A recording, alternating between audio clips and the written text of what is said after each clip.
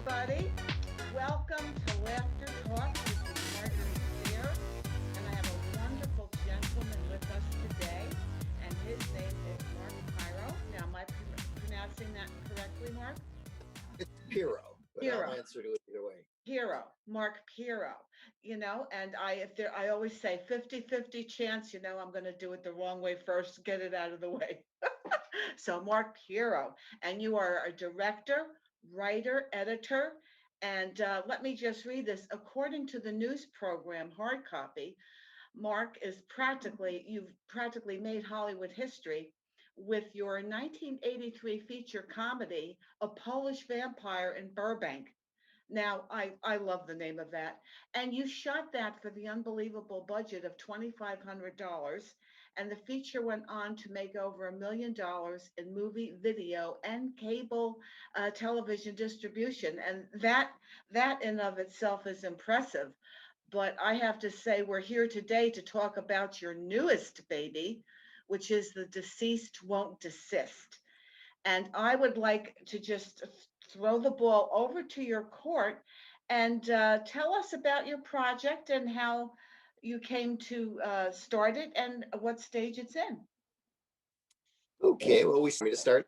Yeah, so now, Mark, tell us about how all this started, this wonderful adventure. Okay, yeah. So about a year ago, we started working on this film, and then the pandemic hit, so we kind of had to slow it down a little bit, but we finished. We're now doing the music and visual effects for it, and it's a fun little project.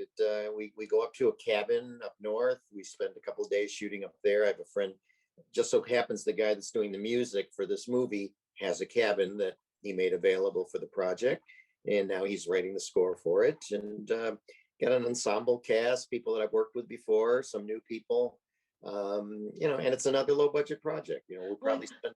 well, you say a little project, but you've had what was it, 30 people I read on the red website within your Um, cast?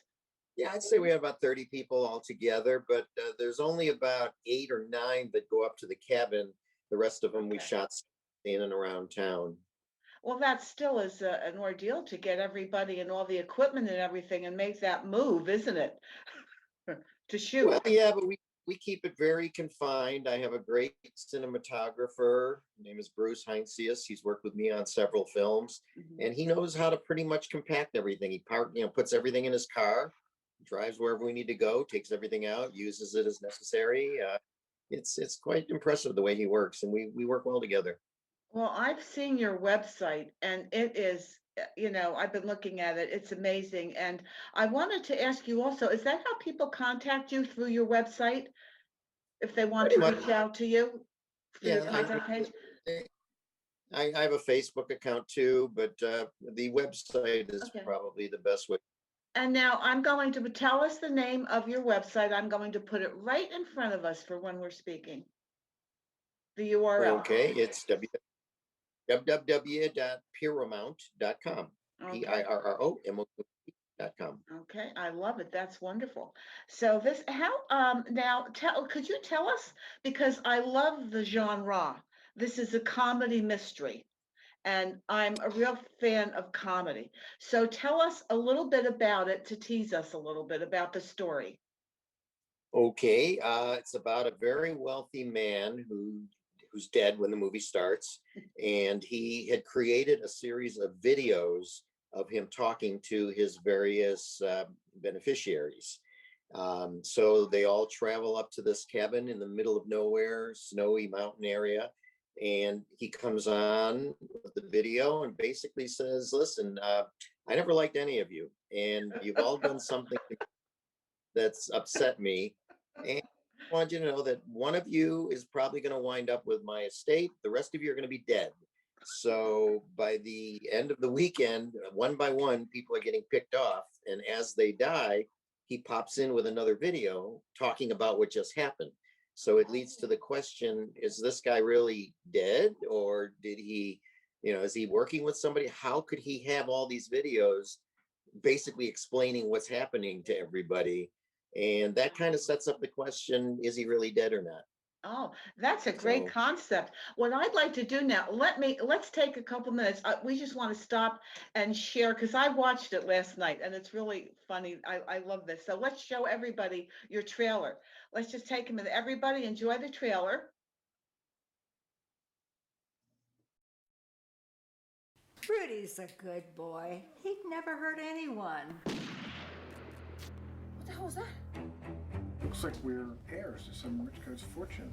His estate is worth over $500 million, and I'm up for a piece of it.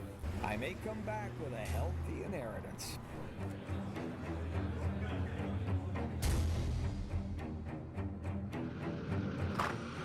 Hi there, we're here. You have affected Mr. Barnett's life, and he plans to give every one of you exactly what he believes you deserve. I actually despise each and every one of you. Some just a little, some more than you can imagine. I was his wife. I should get the estate, period. You were his wife for only a month. I said period. One of you will own my entire estate. The rest of you will be dead. You drove up all that way. You have to stick it out. Hey, I just lost internet. I did too. Your cars have all been disabled and your communication to the outside world has been cut off. He's gotta be joking, right? This man is dead and he's still causing me grief. Exciting, huh? If we stay here, we're just shitting ducks. You mean sitting ducks? Check my underwear. Someone here is carrying out Rudy's plan and making it look like he knows what's going on. And it has to be one of you. Why are you all staring at me? Back to the bedroom. He drained all of her blood. Rudy has to still be alive. The old shit could never just let anything lie. Even his corpse. He's always known how to fuck with people's heads, and he's still doing it. Anybody feel like praying? Yeah, that's productive.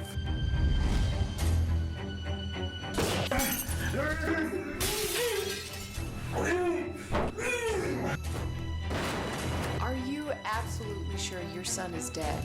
Yes, Positively sure? my son is deceased.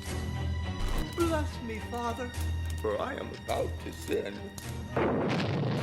He always thought his next project would be explosive. And we're just gonna sit here and look out for each other until morning. Does anyone have to pee? I just did.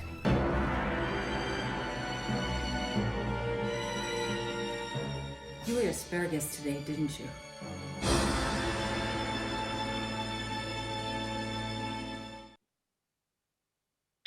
Oh my God. That really is, it's funny again the second time because I just got such a delight. And I have to tell you, I've never heard of that genre before. Comedy, Hmm. but it's just perfect for what you're doing. I love it. How did Yeah, you- there's I don't know. There may have been some along the lines of like what was the movie they did? Knives Out, I guess, with Daniel Oh, Craig. is that the Jamie- way they labeled that one? That was a good one. Well, no, it was basically your murder mystery kind of Yeah. thing, and it's like an Agatha Christie kind of a 10 Little Indians sort of film. Well, how many films do you have altogether? How many films have you done altogether? I've done 11 films. This will be my 11th movie, Wow, that is and amazing. going back to 1983, which was my first thing. I did a few short films before that, but my first feature being Polish Vampires, where I sort of called the beginning of my filmmaking career. Well, and you usually have premieres, correct? You have premieres for the movies? We usually do. We'll find a local theater and rent Yeah. it out for the night. Yeah, we've had premieres up at AFI. We've Yeah. done it at the Raleigh Studios. Last couple of films we premiered at the Hollywood Independent Theater downtown LA. And if theaters are back in business by the time this movie's done, we'll certainly premiere this one.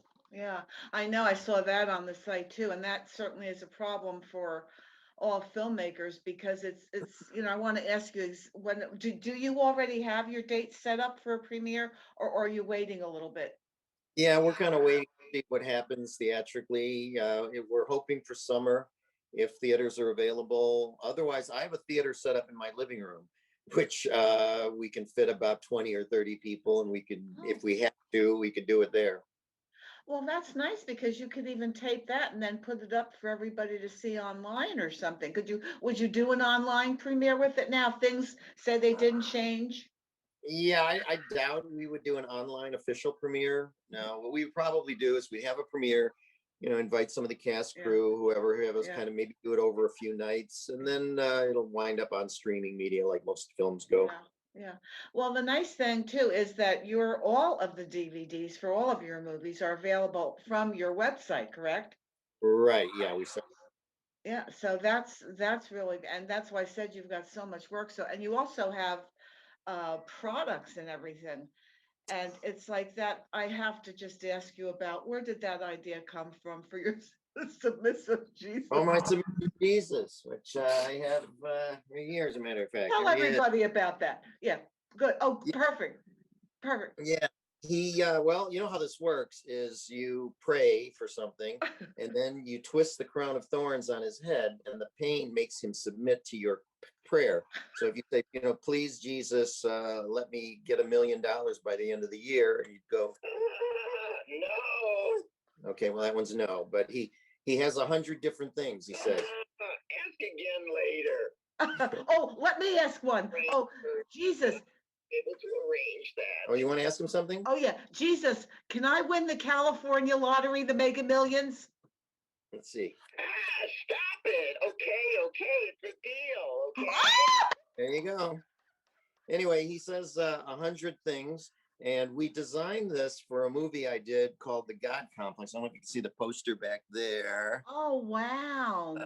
Nice. But we made a movie back in 2009 called The God Complex. It's basically a retelling of the Bible, only we do it with logic, which is something you don't usually find in the Bible. So we take the stories from the Bible, we take all the mythology, and we kind of turn it on its ear. But one of the things is God gets a job as a toy manufacturer later in life, and they designed this toy, the submissive Jesus. So I thought, you know what, let's make it really available. I mean, we did it for the movie, but I thought, let's try and sell it. We sold about 850 of them so far, and we're not. That is such a fun idea. And talk about fun at a party. Oh, there you go. There it is right there. I think I'm going to have to get one because when I emailed you while I was laughing. I just had to reach out and tell you that what I show is called Laughter Talks. I love to laugh, and that is just ingenious. Well, you could go online and see a bunch of commercials for this. I don't know if you've seen them, but if you go to YouTube and just type in submissive Jesus ad, we've got about 6 commercials running on it. Oh, I'm gonna go see those too. Those are amazing. Now, Mark, I want to ask you this. As a filmmaker, what was the first movie that you ever saw? Do you remember? First movie I ever saw? You ever saw? I don't know. It was probably a porno.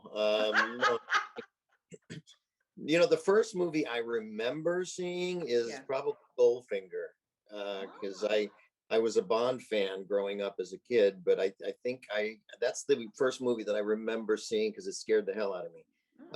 Girl painted gold. You don't see that every day. Yeah, that's So I don't know if that's the first movie I ever saw, but that's the first movie I remember seeing. Well, what do you remember when you got inspired to do films?